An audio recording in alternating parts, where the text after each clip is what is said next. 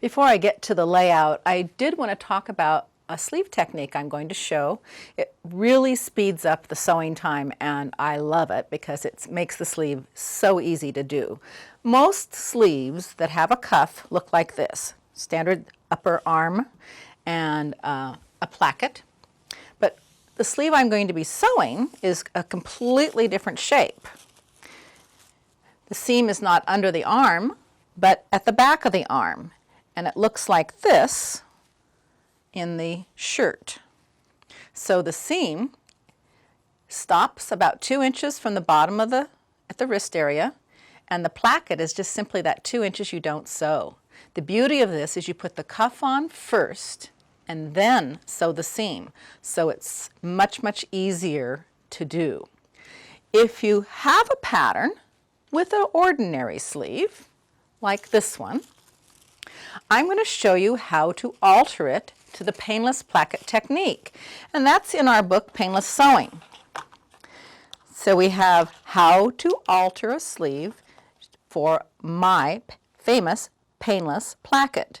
And what we have to do is recut the sleeve and move the parts around.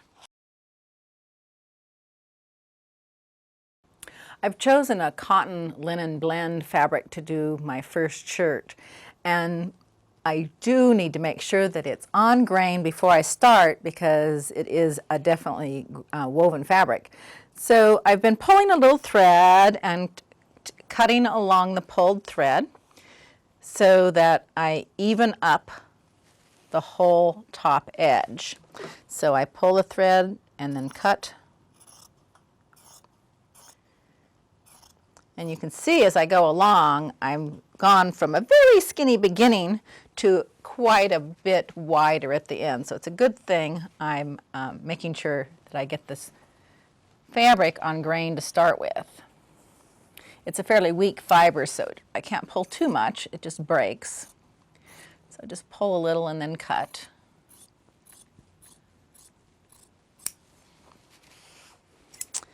And now I want to make sure my top edges are even here.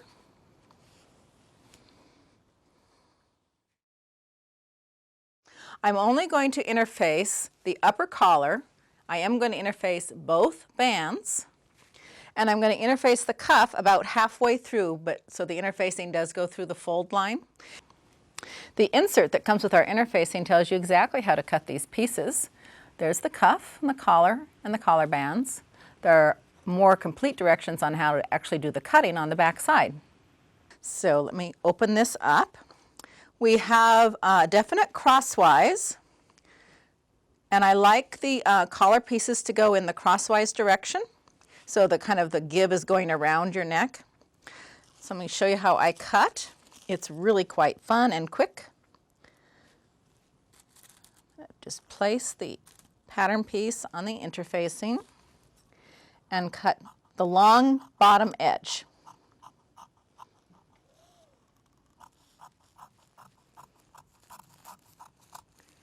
That's all to start with.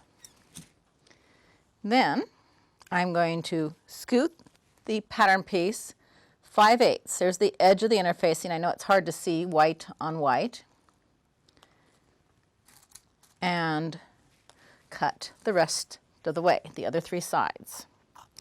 The idea is to have interfacing included in the stitching lines, but not so that it extends over the edge of the fabric so that you don't fuse interfacing to your ironing board.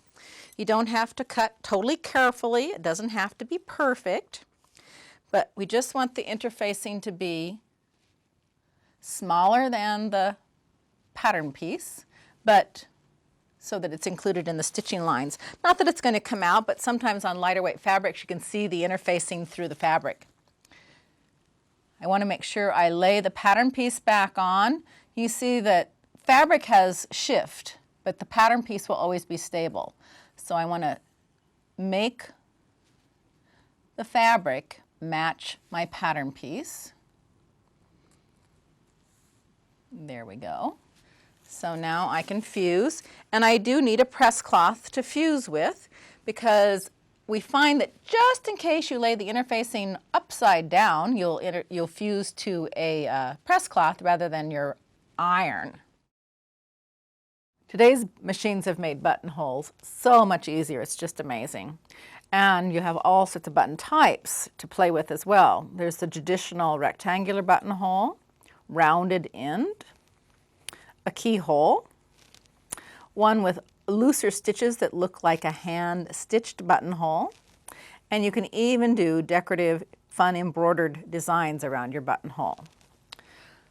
To determine your buttonhole size, some machines use the metric system, and so what I did is I stitched every single size according to the metric, and then I have this little sampler. So each time I need to do a button, I just test to see which size I need to set the machine at.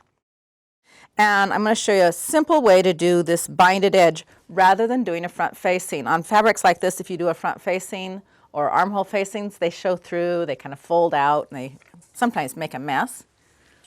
What we call that is easy French binding. And it's so simple to do with the serger. You simply cut your bias strip and serge it on, and then fold the bias over and stitch in the ditch.